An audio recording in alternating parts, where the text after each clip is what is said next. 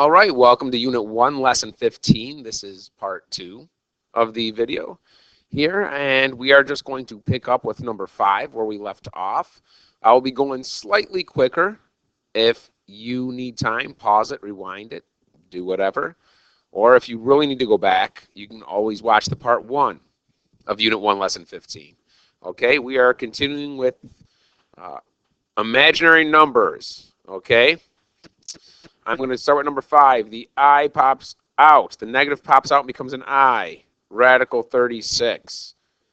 The negative pops out, becomes an I, radical 4. This is 6, so we got 6I plus radical 4 is 2. It's 2I. 6I and 2I? 8I. All right. Again, I've commented before, I think the easiest way to handle these is to just take the negative out from underneath the radical and make it an I. So I've got 2. The negative pops out. I, radical 27. All right. I've got 3. The negative pops out. I, radical 75. And let's not forget we're subtracting these two. So 27 is the square root of 9 times the square root of 3. And the square root of 9 is 3. So I've got 2 times 3, which is 6. We have our I. And then we have the square root of 3 minus. All right, radical 75. That's radical 25 times radical 3. Okay. Radical 25 is 5.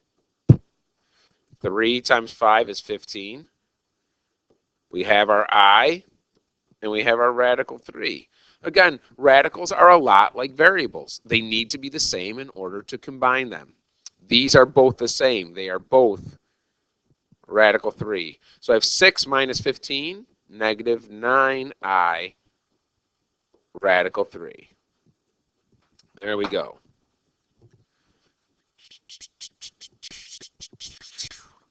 Wow. All right. Well, I know the negative pops out and becomes I's. All right. And I know the square root of 9 is 3. The square root of 16 is 4. So I've got 3I times 4I.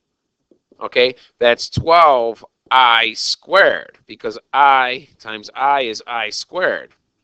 And of course, 3 times 4 is 12. The golden rule here is that I squared equals negative 1. You can never forget that.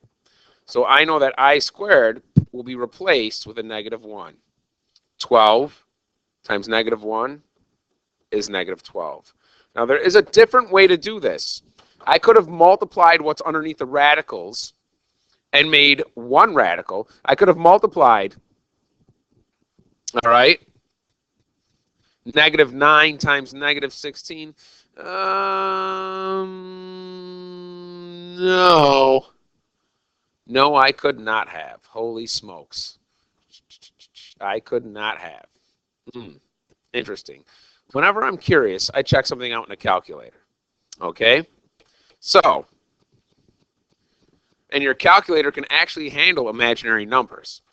First of all, if I say the square root of negative 9 times the square root of negative 16, okay, I should get an error because you can't have negatives underneath the radicals, and I do. Okay? But if I go to mode and I change from real numbers to A plus BI, that means to include imaginary, and I do that, I get negative 12. The answer is negative 12. Okay? You need to resist the urge whenever there's imaginary numbers involved. My thought process is this. And I'm going to erase what I just did here to show you another method. Okay? My thought process is this. Some people would have said, well, why can't I just multiply those together? A negative times a negative is a positive 144, and the answer is 12. No, the answer was not 12. The answer is negative 12.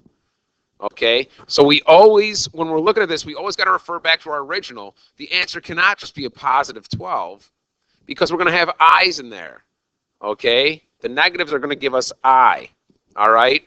So multiplying imaginary numbers can give us a real number. We've got to make sure we know the sign. So I would handle my I's first before I do any sort of combination. Meaning, if you wanted to do this, pull out the negatives, and now you got I times radical 9 times I times radical 16. If I multiply I times I, that's I squared, times, if I multiply these two, it's radical 144. This becomes negative 1, because that's our friend. And this is 12, negative 12. Okay, so make sure you handle those I's first. All right, so this is what I'm going to do. Pull this out, and I've got I times radical 4 times I times radical 4, which this ends up being 2I times 2I. That's 4I squared. And I squared is negative 1, so you get negative 4. Booyah! Good to go. Glad you stuck around for this. All right, here is some extra practice. Why don't you pause this video and try these, because I'm about to go over these right now. All right? So, I. All right, that's radical 16 times radical 3. That's 48. Okay, this turns into a 4. So when I combine everything, I get 4I radical 3. And I might have said this before, but you should always write your big real number on the outside first, followed by your I, then followed by your radical. That's kind of the appropriate way to write it. If it were multiple choice in a test, that's how you would see it. All right, next, negative comes out an I. What multiplies to 12? Well, it's 4 times 3, and the square root of 4 is 2. 2I radical 3. If you know your radicals, this stuff is really, really easy. You should get good at simplifying radicals, and then it becomes cake. All right. 2, I can't forget that. The negative comes out, it's I. All right. What multiplies into 98 that's a perfect square? 16 and 3? No. No. If you ever need to figure out, all right, a little trick here. I go to y equals, and I take my number, and I divide it by x, okay? In this case, it's 98. I want to find the factors of 98. And I divide that by x, and I look at my table. Yep, second, table. There you go. These are all the factors, 1 times 98. Look at 2 times 49, okay?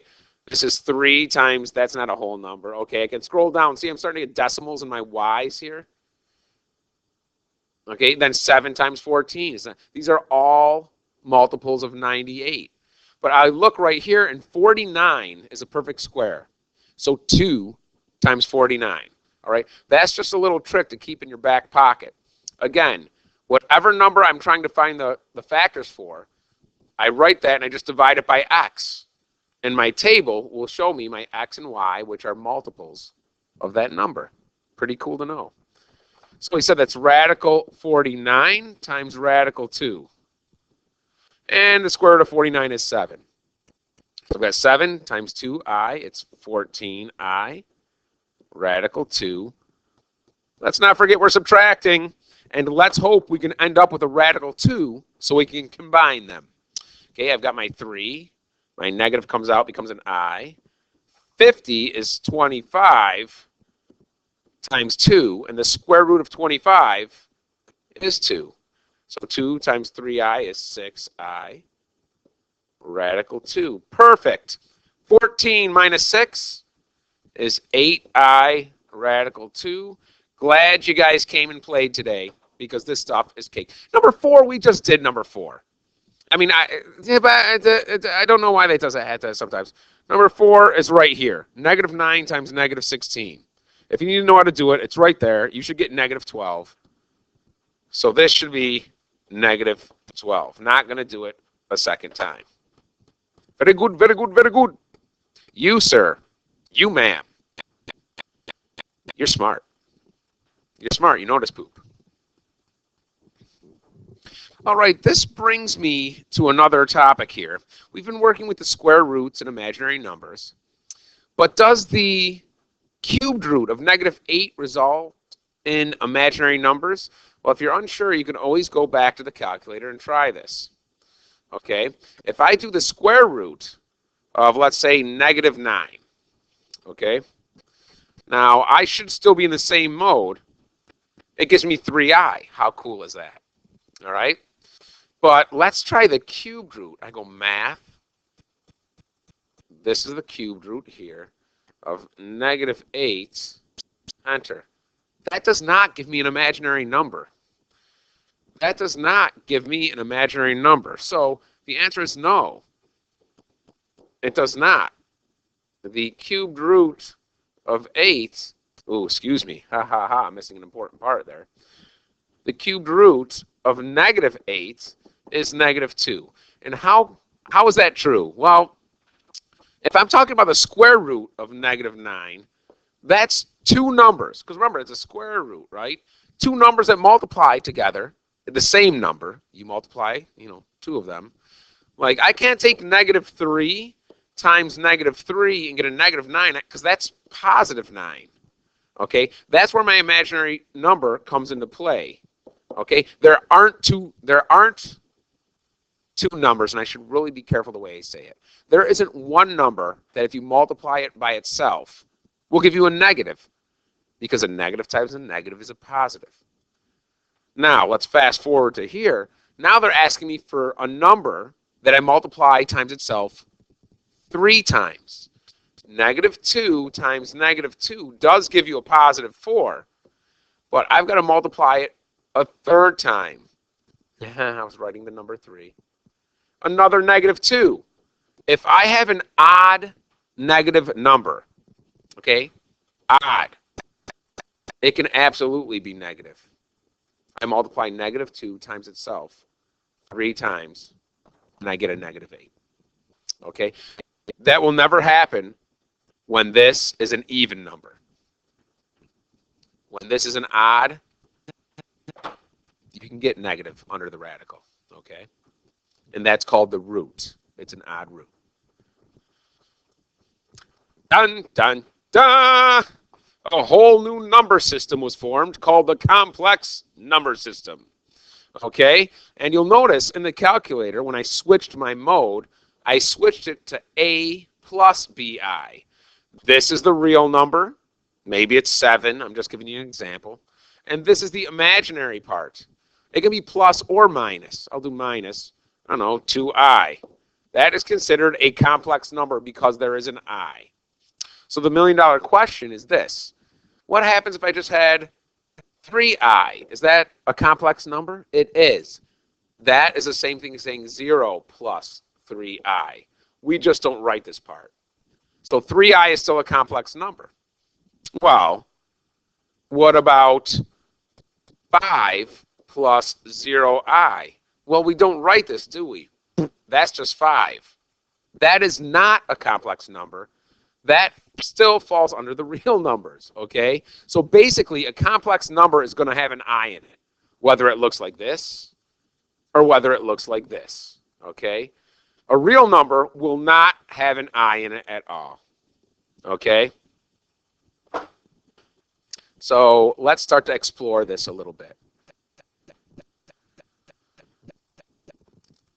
Let's start doing some math with some complex numbers, all right? So this works just like combining any polynomials. Like if you have two quadratics and you're combining them, you combine like terms. So I've got a 4, I've got a negative 6, that gives me a negative 2. I've got negative 3i minus 2i, it's negative 5i. And there you go. Nothing special at all. If you want to start to rip through these, go ahead and pause it, because I'm going to rip through them right now. All right. Be careful with the negative. You got to distribute that. That becomes negative 1 minus 7i. Now I have a 5. Okay, I have a 5 minus 1. Okay, so that's 4. Now I have a negative 3i, and the negative 7i, it's negative 10i. Okay, be careful, that negative has to be distributed. Ooh, Number 3. Let's do all of our distributing. 6 plus 12i. I'm going to distribute the minus with the 2. Negative 8 plus 10i. I have 6 minus 8, that's negative 2. 12i and 10i plus 22i. There you go. Number 4. This is foiling. 2 times 3 is 6. 2 times 4i, that's 8i. 3i times 3, it's 9i. And 3i times 4i is plus 12i squared. What did we say the I squared turns into? Negative 1. So it's like 12 times negative 1, which is negative 12. Now I've got 6 minus 12, which is negative 6. 8i plus 9i is plus 17i. Bam. All right, let's keep on trucking. Whew. All right, well, anytime I square something, please, for the love of God, don't say it's 2 squared plus 5i squared. Wrong. Don't do that. You have to write it right next to itself because you are multiplying it times itself, which means we are foiling. 2 times 2, 4. 2 times 5i, it's 10i. 2 times 5i, that's also 10i. And last but not least, 5i times 5i, that's 25i squared. Of course, we know that I squared is negative 1, and negative 1 times 25 is just negative 25. So I've got 4 minus 25, it's negative 21. And 10i plus 10i is plus 20i. Look what happens when we can simplify radicals pretty quickly. And we can multiply and add and subtract pretty quickly. We can go through this pretty quickly. All right, it doesn't take that long at all. Oh, and then we get to number 6. And we get to number 6. All right, number 6. I've got to FOIL 2 things and then combine all my like terms. So first I'm going to start out by FOILing, okay, this right here. Okay, 2 times negative 3 is negative 6. 2 times 7i is 14i. Be careful because this term here has a y and an I. Okay? So 3yi times negative 3 is negative 9yi. I cannot combine anything with a y and an I with something that just has an I. Okay? And last but not least, 3 times 7 is 21. Okay? And then we have yi times I. So this one y, but there are 2 I, so that's I squared. My I squared becomes a negative 1. So negative 1 times 21y is negative 21y in the end here. It takes place of that here. So let's combine what we can. You know what? Screw it. Let's do the right side and then combine everything we can instead of doing 2 combinations. Let's FOIL this right here. Positive 3 times negative 3, that's negative 9. Positive 3 times 7i, it's plus 21i. Ooh, boy. 4yi times negative 3, that's negative 12yi. And 4yi times 7i, that's plus 28yi squared. My I squared becomes negative 1, and that's negative 28y when I multiply these. Gone.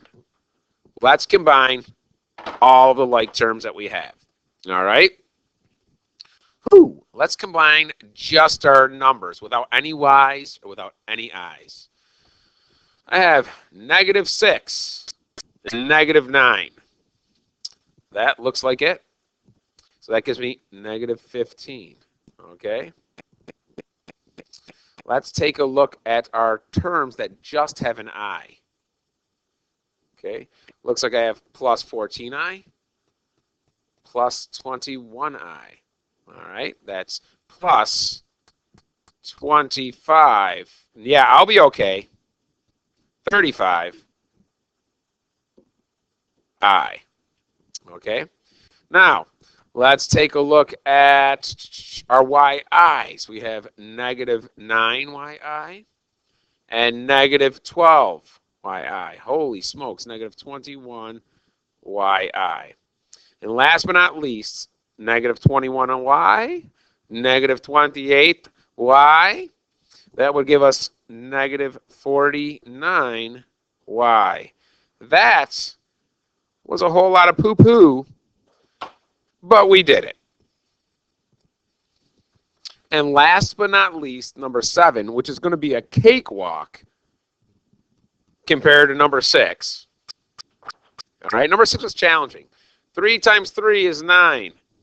3 times a negative 5i is negative 15i. 3 times a positive 5i is plus 15i. And 5i times a negative 5i is negative 25i squared. Oh, beauty, beauty, beauty. I squared becomes negative 1, which means we get negative 25 times negative 1, which is positive 25. All right? Negative 15i and positive 15i cancel. So I have 9 plus 25, that's 34. Woohoo! That is very different than a lot of the other answers we got. So what do we notice about question number 7 here? There is no I, or it's not an imaginary number. It's not a complex number anymore. How come? If you notice what we started with here, we have 3 plus 5i times 3 minus 5i. The only difference is the sign switched. When you have two terms, and the only difference is the middle sign, not the front sign, the middle sign, your plus turns to a minus, or vice versa. Your minus turns to a plus. That's called a conjugate. Okay? If you multiply conjugate, complex numbers, the complex number goes away and you always end up with a real number. It is a thing of beauty. Look at us go. All right, let's practice a little bit with multiplying, okay, by the conjugate, okay, complex conjugates. Let's multiply each one of these by the conjugate. So, if you remember, I said the conjugate is the same two numbers, but you just change the sign. So instead of minus, it's a plus. So let's practice doing this because this is pretty important. 3 times 3 is 9. That's going to give me 12i. That's going to be negative 12i. Beautiful. And that will give me negative 16i squared. All right? I squared means I just multiply times a negative 1. So that comes plus 16 here. It's a negative 16 times a negative 1. Negative 12i, positive 12i, and I'm left with just 9. 9 plus 16, 25. All right, so conjugates. Remember, Only the middle sign changes. Negative 3 plus 8i. I need the same two terms, my negative 3 and my 8i. I just switch the middle sign. Okay? That's FOIL. Negative 3 times negative 3, positive 9. Negative 3 times positive 8i is negative 24i. Negative 8 times a negative 3, okay, will be a positive, and it's 24i. And negative 8i times positive 8i is negative 64i squared. Perfect. You can see it happen right now. I squared is negative 1. This becomes positive 64. My positive and negative 24i cancel, and we still have this 9. That would be 73. Bam. Should always go away. If we multiply it times a conjugate, it should always go away. All right. Ooh, what's the conjugate here, Visca? I only see one term. Technically, this is 0 plus 9zi. So the conjugate would be 0 minus 9zi. But we don't really have to write our zeros, do we? So it'll be negative 9zi. All right? So 9 times 9, okay, a positive times a negative is negative 81. Z times Z is Z squared. I times I is I squared. Whoopsie. I squared is negative 1. Negative times a negative becomes a positive. 81 Z squared. Look at us go. It's almost like we know what we're doing. Weird. Okay, last one, and we'll stop here. The conjugate is negative 4 minus 15xi. And we got negative 4 times negative 4, which is 16. Negative 4 times negative 15xi is positive 60xi. 15xi times negative 4 is negative 60xi. And positive 15 times negative 15 is a negative 225. X times x is x squared. I times I is I squared. My I squared becomes a negative 1. And a negative times a negative here would give me a positive 225x squared. My positive and negative 60xi's cancel, and I'm left with 16. So how do I write this answer?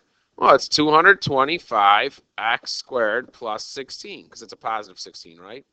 I guess you could have left it like that. You're like, Visca, but it's still two terms. It doesn't matter. There's no I anymore. It is not a complex number at all anymore. We rock. We're good. That, my friends, is the right answer. And unfortunately, because this is such a lengthy lesson, we are going to have a part 3. I'll see you later for that. Best of luck. You got to love them complex numbers.